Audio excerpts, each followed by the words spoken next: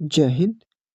तो आज इस वीडियो में हम पाल वंश, सेन वंश, कश्मीर के राजवंश और कामरूप वर्मन वंश से 30 महत्वपूर्ण प्रश्न करने वाले हैं। ठीक है, तो आप लोग वीडियो को शुरू से लेकर अंत तक जरूर देखिए। और यहाँ होता है हर किताब का द एंड।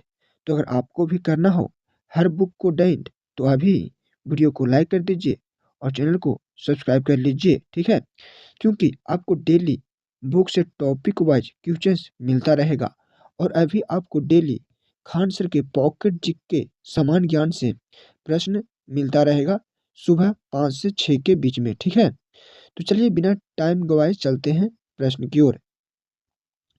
सबसे पहले हम लोग पाल वंश से प्रश्न देखेंगे। ठीक है, तो सबसे पहला प्रश्न है, बंगाल के नागरिकों ने किसे राजा बनाया था जब 8वीं शताब्दी में अव्यवस्था फैली थी? Option A Dharmapala, B Devapala, C Gopala और डी है विजय सेन।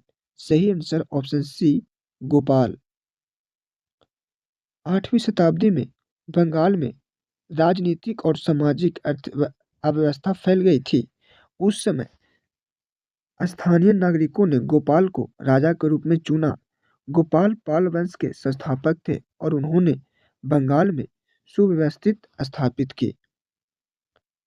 प्रश्न 2 है, पाल वंश के संस्थापक गोपाल का धर्म क्या था? ऑप्शन ए हिंदू, बी बौद्ध, सी जैन और डी है मुस्लिम। सही आंसर ऑप्शन बी बौद्ध। गोपाल बौद्ध धर्म के अनुयायी थे। उन्होंने बौद्ध धर्म के प्रचार और संरक्षण में महत्वपूर्ण योगदान दिया, जिससे बंगाल और बिहार में बौद्ध संस्कृति को बढ़ावा मिला। ठीक है, इसी तरह से हम लोग एक एक प्रश्न को बारीकी से कर लेंगे। तो बस अब वीडियो को शुरू से लेकर अंत तक देखिए। ठीक है, और इस बुक से हम लोग बहुत सारा टॉपिक कवर कर चुके हैं, जिसका प्लेलिस्ट हम बना दिए हैं। वहां से जाकर आप उन सब वीडियो को भी देख सकते हैं। दोस्तों, प्रश्न 3 है, गोपाल ने बिहार में कौन सा विश्वविद्यालय बनवाया? Option A Nalanda, B Udantapuri, C Vikramashila और डी है सोमपुरी। तो सही आंसर हो जाएगा ऑप्शन बी उदंतपुरी। गोपाल ने शिक्षा और अध्ययन को बढ़ावा देने के लिए बिहार के पाटलिपुत्र क्षेत्र में उदंतपुरी विश्वविद्यालय की स्थापना की। यह बौद्ध अध्ययन और विद्वानों के लिए एक महत्वपूर्ण केंद्र बन गया। प्रश्न 4 है, 8वीं शताब्दी में बंगाल में फैली आंतरिक अव्यवस्था को क्या कहा गया? ऑप्शन ए मत्स्य राज, बी मत्स्यनक और ऑप्शन सी है मत्स्यनाथ और डी है मत्स्यपुरी। तो सही आंसर ऑप्शन सी मत्स्यनाथ। देखिए, बंगाल में 8वीं शताब्दी में सत्ता की कमी और स्थानीय संघर्ष के कारण अव्यवस्था फैली थी। ठीक है, इसे मत्स्यनाथ कहा गया। गोपाल के राजतंत्र ने इसे समाप्त किया।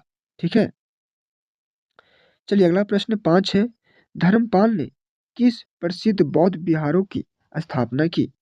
आप लोग भी आंसर कमेंट में बताते चलिएगा। ठीक है, ऑप्शन है नालंदा और उदंतपुरी, बी है विक्रमशिला और सोमपुरी, सी देवपुरी और विक्रमशिला, डी है सोमपुरी और नालंदा। तो सही आंसर ऑप्शन बी विक्रमशिला और सोमपुरी। धर्मपाल ने बौद्ध धर्म के प्रचार और शिक्षा के लिए विक्रमशिला और सोमपुरी विहारों की स्थापना की। ये विहार बौद्ध शिक्षा के प्रमुख केंद्र बने। दोस्तों, आप लोग डेली अगर मॉर्निंग में एक वीडियो भी देखने का हैबिट बना लीजिएगा, तो हम गारंटी लेते हैं कि आपको बहुत सारा बुक हम कंप्लीट करवा देंगे। ठीक है, तो बस आप हम पे विश्वास करिए और वीडियो को लाइक करिए। और अभी तक आप सब्सक्राइब नहीं किए हैं तो चैनल को सब्सक्राइब कर लीजिए और कमेंट में फीडबैक लास्ट में जरूर दीजिएगा। प्रश्न 6 है, धर्मपाल को किस उपाधि से संबोधित किया गया?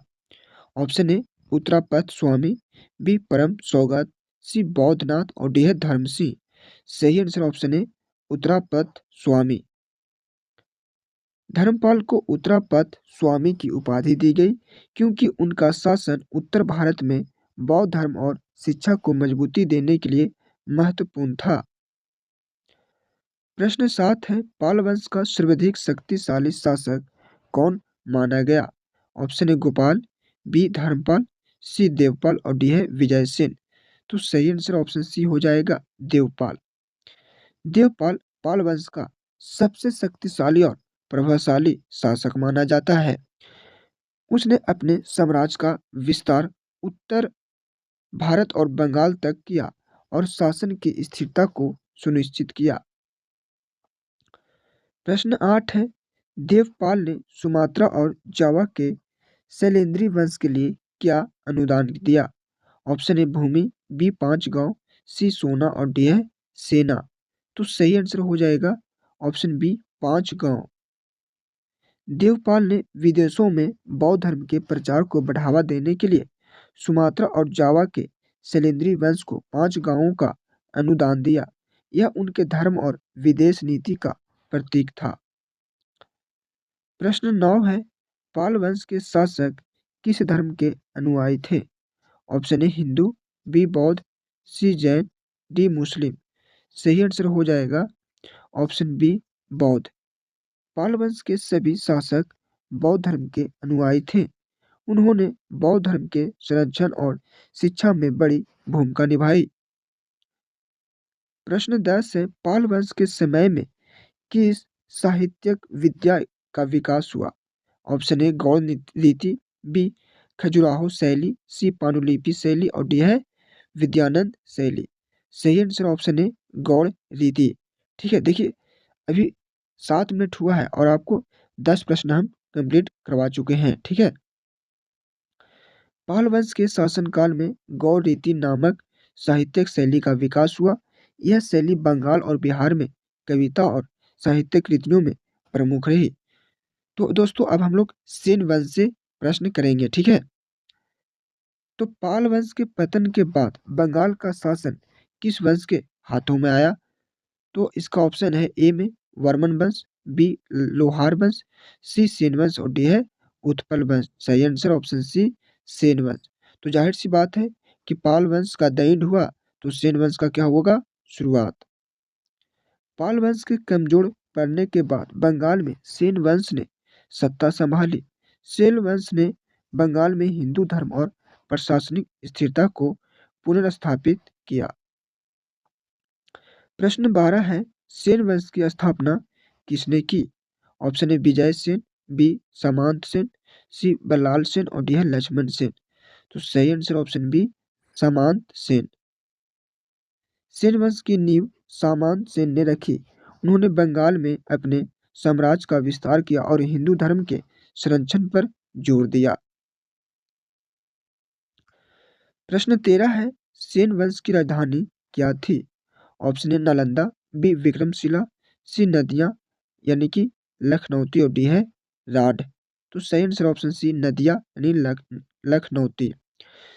सेन वंश की राजधानी नदिया जिसे लखनौती भी कहा जाता जाता है, यह बंगाल के प्रशासनिक और सांस्कृतिक केंद्र के रूप में भी उभरी। ठीक है दोस्तों, अगर आपको कोई और बुक को भी कंप्लीट करना है तो कमेंट में उस बुक का नाम जरूर लिख दीजिएगा, या फिर कोई टॉपिक से आपको वीडियो चाहिए तो उस टॉपिक का नाम लिख दीजिएगा।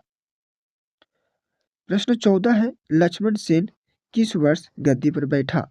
ऑप्शन ए 1178 ईस्वी, बी 1127 ईस्वी, सी 1159 ईस्वी और डी है 1180 ईस्वी। तो 14 का सही आंसर ऑप्शन ए हो जाएगा 1178 ईस्वी। लक्ष्मण सेन 1178 ईस्वी में सेन वंश का शासक बना। वह बंगाल के अंतिम महत्वपूर्ण हिंदू शासकों में से एक थे। प्रश्न 15 है, सेन वंश का अंतिम हिंदू शासक कौन था? Option A Vijay Sen, B Ballal Sen, C Lakshman Sen और डी है सामंत सेन। सही answer option C Lakshman Sen. Lakshman Sen Sen वंश का अंतिम महत्वपूर्ण हिंदू शासक था। उनके शासनकाल के बाद मुस्लिम आक्रमणों के चलते सेन वंश का साम्राज्य कमजोर पड़ गया। प्रश्न 16 है, गीत गोविंद के लेखक कौन थे? Option A Halayudh, B Jayadev, C Dhoi और डी है धर्म स्वामी। सही answer option B Jayadev. Jayadev ने गीत गोविंद की रचना की जो भगवान कृष्ण और राधा के प्रेम पर आधारित बौद्धिक और भक्ति साहित्य का महत्वपूर्ण ग्रंथ है। तो अब हम लोग कश्मीर के राजवंश से प्रश्न करेंगे। तो यहाँ से प्रश्न है, कश्मीर के हिंदू राज का इतिहास किसने लिखा? Option A Kalhana, B Somadeva, C Kshemendra और डी है जयसिंह। सही answer option A Kalhana. Kalhana ने कश्मीर के इतिहास को राजतरंगिणी में लिखा। यह ग्रंथ कश्मीर के शासकों, राजनीतिक घटनाओं और सामाजिक जीवन का प्रमुख ऐतिहासिक स्रोत है। प्रश्न 18 है, कश्मीर में कर्किट वंश की स्थापना किसने की? Option A Lalitaditya, B Durlabhvardhan, सी अवंती वर्मन और डी है संग्रामराज। तो सही answer option B Durlabhvardhan. Durlabhvardhan ने कारकिट वंश की स्थापना की। इस वंश ने कश्मीर में राजनीतिक स्थिरता और बौद्ध तथा हिंदू धर्म के संरक्षण में योगदान दिया। प्रश्न 19 है, ललितादित्य मुक्तापीड़ का शासनकाल कब था? ऑप्शन ए 724 से 760 ईस्वी, बी 770 से 810 ईस्वी, सी 750 से 770 ईस्वी और डी है 810 से 850 ईस्वी। सही आंसर ऑप्शन है 724 से 760 ईस्वी।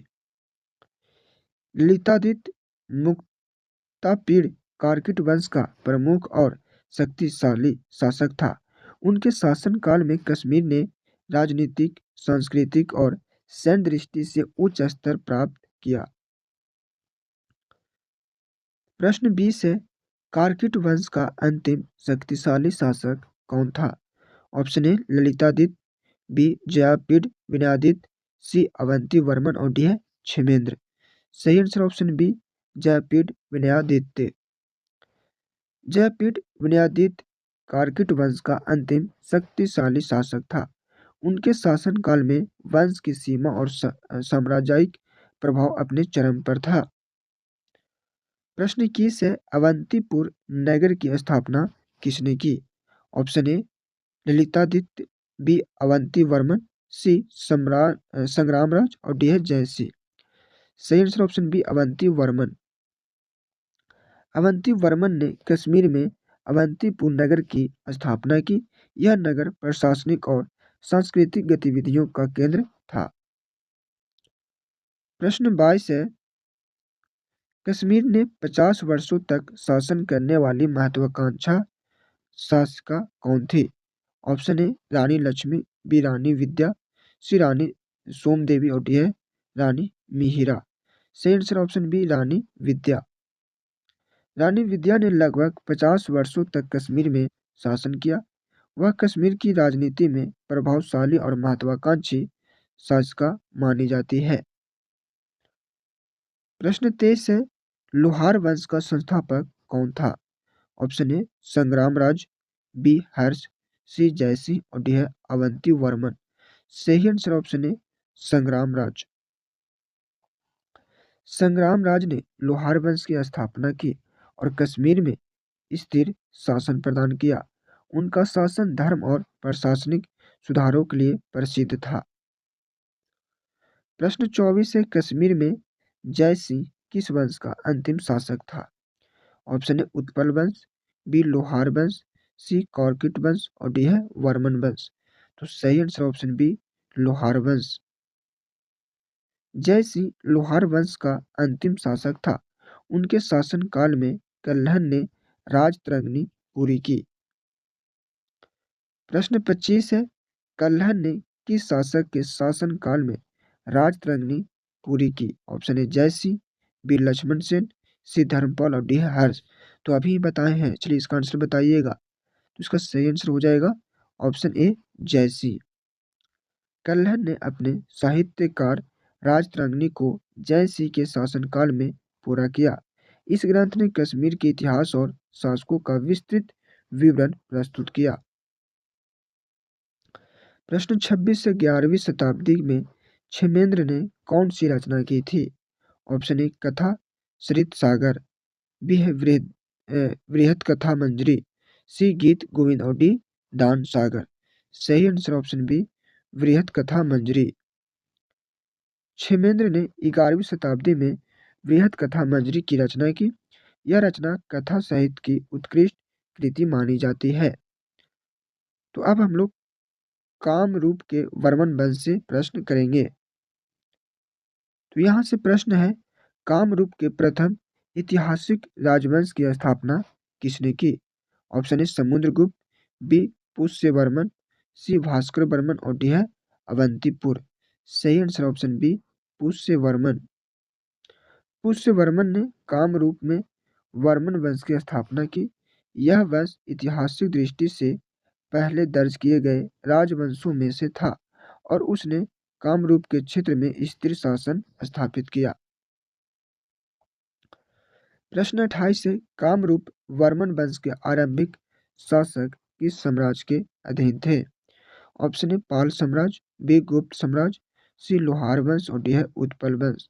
सही आंसर ऑप्शन बी गुप्त साम्राज्य। कामरूप के आरंभिक वर्मन शासक गुप्त साम्राज्य के अधीन थे।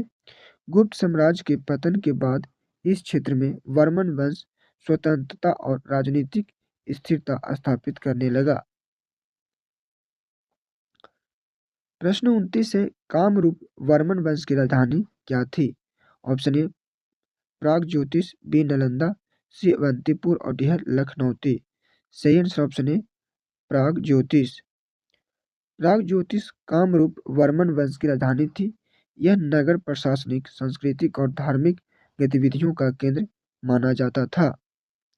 हमारा लास्ट प्रश्न 30 है, कामरूप वर्मन वंश के राजा भास्कर वर्मन के समय असम किस श्रेणी के राज में था? ऑप्शन ए पिछड़े राज, बी उन्नत राज, सी स्वतंत्र राज, डी उपनिवेश। तो सही आंसर ऑप्शन बी उन्नत राज।